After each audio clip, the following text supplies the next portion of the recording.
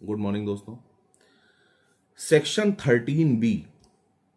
ये सेक्शन आप लोगों ने निश्चित रूप से सुना होगा। देखिए, मैट्रिमोनियल डिस्प्यूट्स यानी कि मैरिज लाइफ में जब पति पत्नी के बीच विवाद उत्पन्न हो जाता है और उस विवाद के, उस झगड़े के सुलझने की कोई भी संभावना नहीं रह जाती,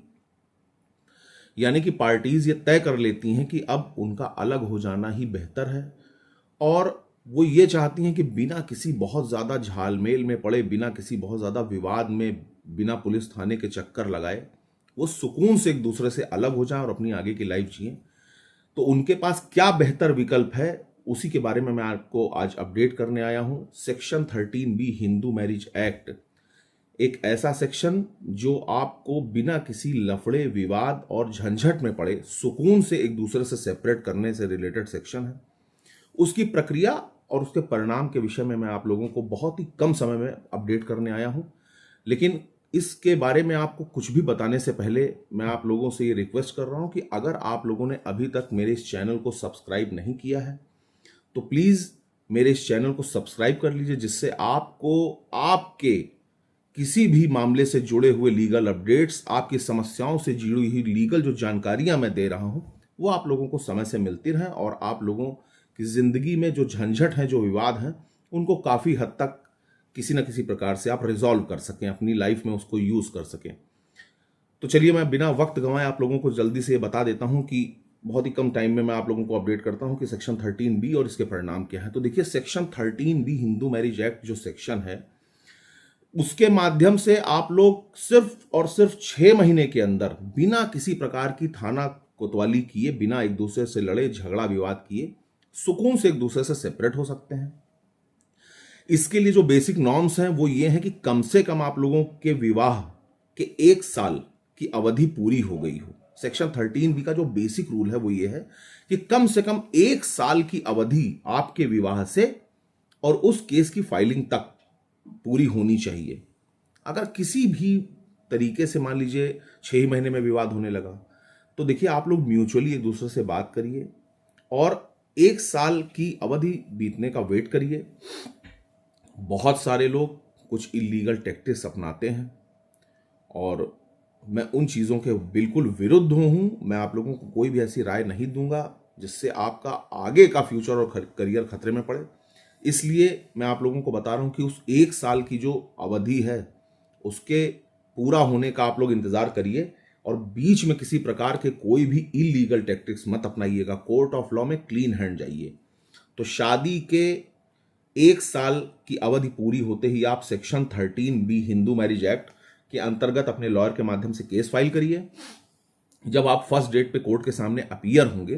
तो कोर्ट आप दोनों पार्टी से, यानी कि पति और पत्नी से, खुद ये क्लेरिफाई करेगा। लॉयर्स को उस वक्त पीछे कर दिया जाता है,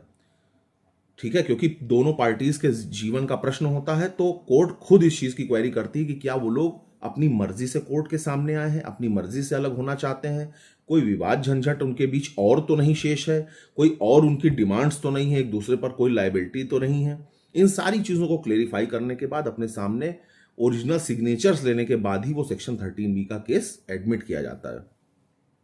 उसके बाद 6 मंथ्स का कूलिंग पीरियड होता है, यानी कि 6 महीने का मौका कोर्ट आपको देती है एक दूसरे को समझने के लिए, या किसी प्रकार से अगर कोई भी चीज शेष बची हो, कोई भी ऐसा तरीका हो जिससे आप दोनों की लाइफ फिर से बन सके, सेफ हो सके, आप दोनों एक दूसरे के साथ फिर से रहने को तैयार हो जाएं। इसलिए उस 6 महीने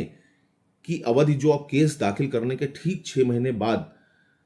तक का जो समय है, वो कोर्ट मीडिएशन के लिए रेफर कर देती है कि आप लोग एक बार और कोशिश कर लीजिए कि आप लोगों की मैरिज लाइफ बर्बाद ना हो। अगर उस 6 महीने के दरमियान भी आप लोगों के बीच आपसी सामंजस्य नहीं बन पाता और ये फाइनली आप लोग डिसाइड कर चुके होते हैं कि नहीं, अब अलग ही होना है,